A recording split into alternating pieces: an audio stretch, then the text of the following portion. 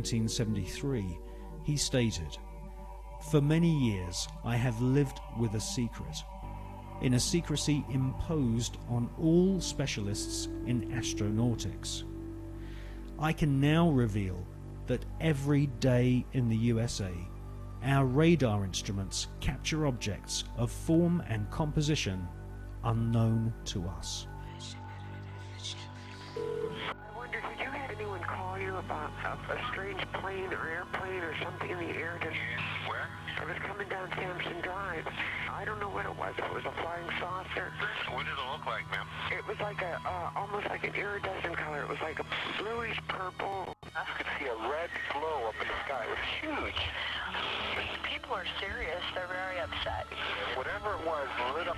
I mean, literally, if you were underneath it, you could see it would be like daylight, but red light. It changes colors from white to red to green. The sucker has not moved. We have multiple departments right now that have sightings on it. Right. This is not a prank phone call, I swear to you. Now, is it? They're sitting stationary. I got 3 of them. What do they look like? I've got 4 discernible colors. I got red, yellow, green, and blue. And the one just was like flashing. So if they're those planets those guys were talking about, then they're planets with Christmas lights on. This is weird. In 2002, astronaut Scott Carpenter was interviewed by the late Graham Birdsall of the British UFO magazine. Scott Carpenter and his fellow veteran astronaut friend John Glenn both witnessed strange creatures in space during their pioneering flights. Now, there were so many unknowns in the early days. And this is a fact of the matter. We were really not sure after John flew whether or not there were critters, living critters out there somewhere.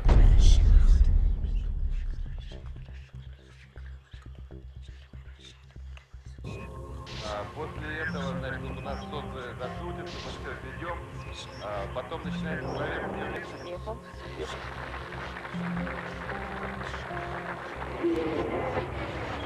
Yes, we have some, not thousands, some cases when Russian astronauts watched objects. Yes.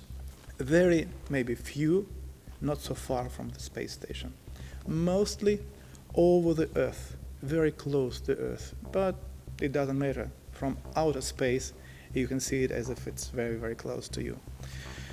And I talked to Musa Manarov and I talked to Gennady Strikalov and the other astronauts, and they told me that they have seen much more cases of UFOs, but without possibility to film it, because he said, it's always like with Russians. When you see something, whether this camera is without battery or with battery lying at the other end of a spacecraft, or, as Musa once told me, I see strange, interesting objects, but at the same time a spacecraft is coming to me and I need to dock it, and I can't leave the place and film it.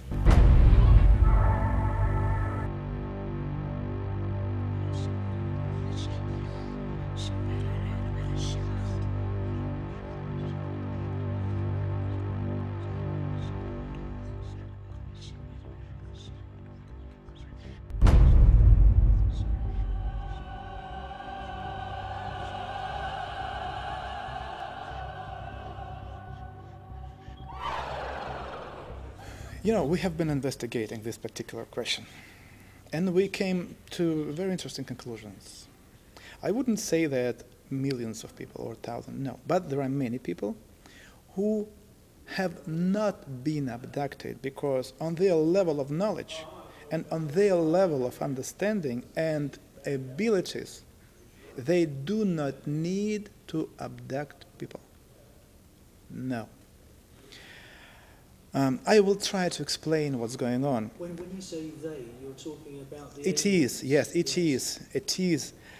When it is flying here, there are some kind of scientific expeditions which are visiting the planet.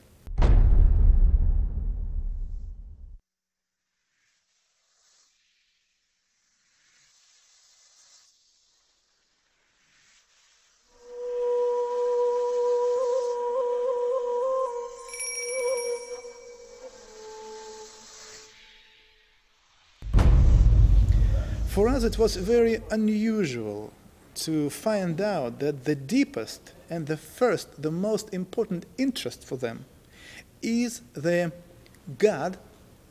Who is He? They are looking and searching for God. Yes. And His creation, ways, understand everything. And they can learn it only in one way, if they learn and check how big human groups are behaving, kind of a invisible influence, and how people are reacting. At the same time, there is another very interesting technology. When they meet a person, they take from a person kind of an informational hologram. This hologram, which any human being have, contain in itself information about previous lives, about present life, and something about possible future. They take this hologram, informational hologram, and then to be able to read it, to decode information, they need to have a special key. This special key is the sample of your way of thinking. For this reason, to have this key, they somehow transmit into your brains a hard idea, like, just an example, you are living wrong. You broke our laws on this planet.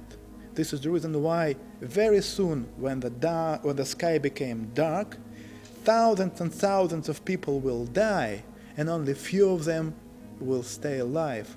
And at this particular moment, when a human being starts to analyze this information, they just read it, like they take it like from a computer. Hops, that's it. They don't need anything. They take this hologram, they take this key, and then keeping this hologram anywhere there, they can have any information about a human being and what's going on with him and his surroundings.